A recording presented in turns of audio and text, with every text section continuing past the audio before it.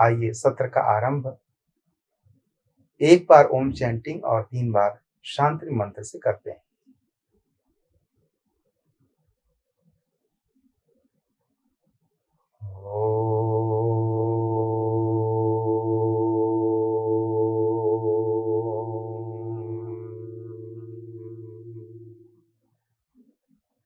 शांति, शांति, शांति।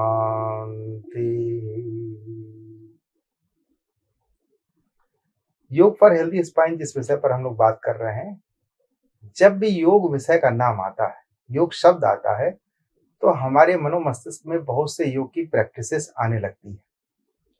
वर्तमान समय में यदि हम देखें तो योग के जो बहुत से अभ्यास हैं, चाहे वह सत्कर्म है, यौगिक सूक्ष्म स्थूल व्यायाम है, सूर्य नमस्कार, आसन, प्राणायाम, मुद्रा, बंध, योग निद्रा, अनेकों अभ्यास में जो सबसे प्रचलित अभ्यास है जनमानस के बीच में, वह योगासन है। लोग योगासन के बारे में ज़्यादा सचेत हैं, ज़्यादा जानकारी रखते हैं और हो भी क्यों नहीं, क्योंकि आसनों की संख्या भी तो 84 लाख बताई गई। यह जो पद्मासन का अभ्यास आप देख रहे हैं, पलकें कोमलता से बंद हो जाए, ये ध्यान की अच्छी अवस्था है। पद्मासन और स्वस्थ व्यक्ति ही पद्मासन का सटीक अभ्यास कर सकता है।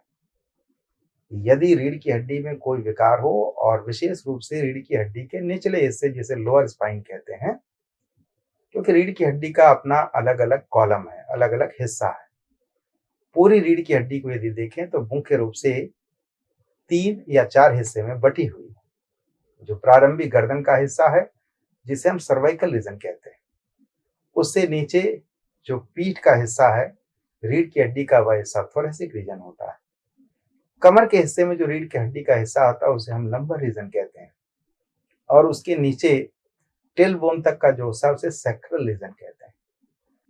दैनिक जीवन में सभी आराम से इसका अभ्यास कर सकते हैं।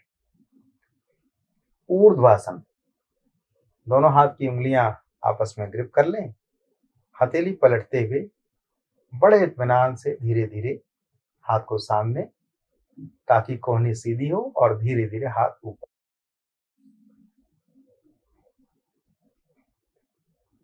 हाथों को इतना खिंचाव देंगे कि उस खिंचाव का असर आपके कंधे पर, अपर स्पाइन, लोअर स्पाइन, पूरी रीढ़ की हड्डी ऊपर खींचने लगे। श्वास की गति सामान्य रखेंगे और स्थिर हो जाएंगे। स्थिर सुखमासनम, आसन की परिभाषा ही स्थिरता है। त्रिकोणासन,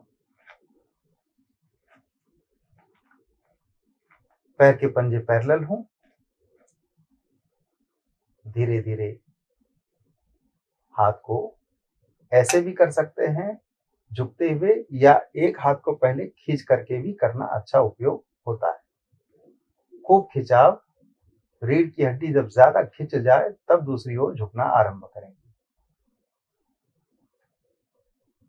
गर्दन ढीली,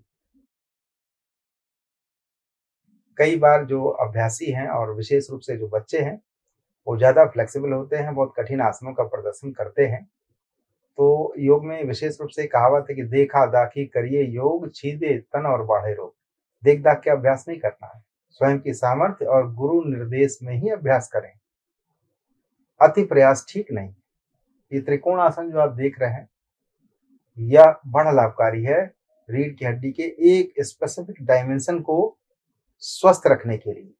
जैसा प्रारंभ में हमने कहा कि सारे डायमेंशंस को हमें कवर करना है। यही अभ्यास दूसरी ओर से भी करेंगे।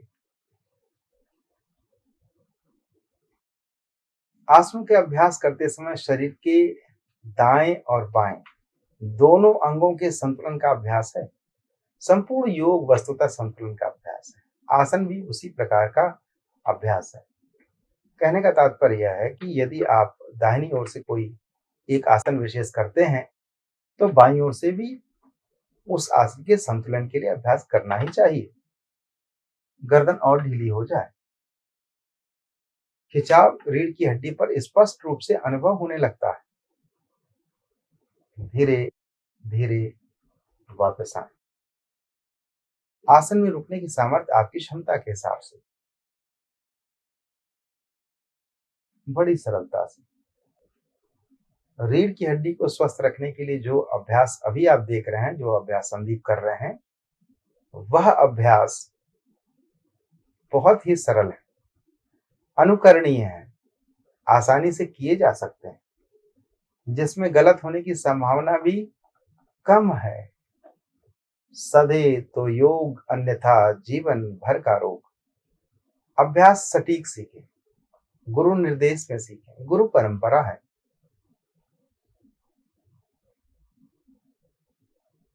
दूसरे प्रकार के व्यायाम से योग अभ्यास हर मायने में अलग है। इसके अपने सिद्धांत हैं।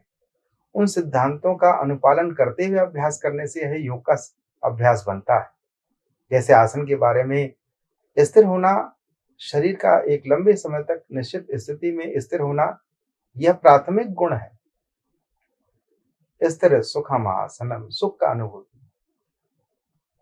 दूसरी ओर से भी दूसरा प्रयत्न शैथिल्यम अनंत समापत्ति ध्यान, अर्थात स्थिरता हो, सुख देने वाली हो, और उस आसन के करते समय अति प्रयास नहीं, प्रयत्न शैथिल्यम। प्रयास या प्रयत्न या एफर्ट्स जो है शुड बी मिनिमाइज्ड, या कम से कम न्यूनतम हो जाए।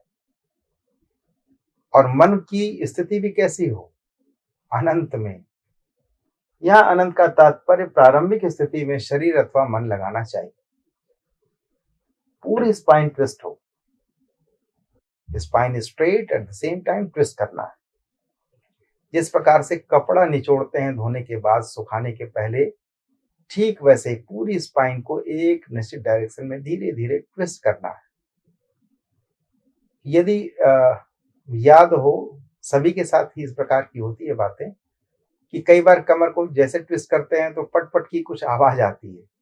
बचपन में भी किया होगा, तो हम उसको हंसी खेल में ऐसे करते हैं, किंतु यह अभ्यास है। यदि ऐसे अभ्यास करते रहें तो रीढ़ की हड्डी के स्वस्थ रहने की संभावना बहुत ज्यादा बढ़ जाती है। वापस आए धीरे धीरे।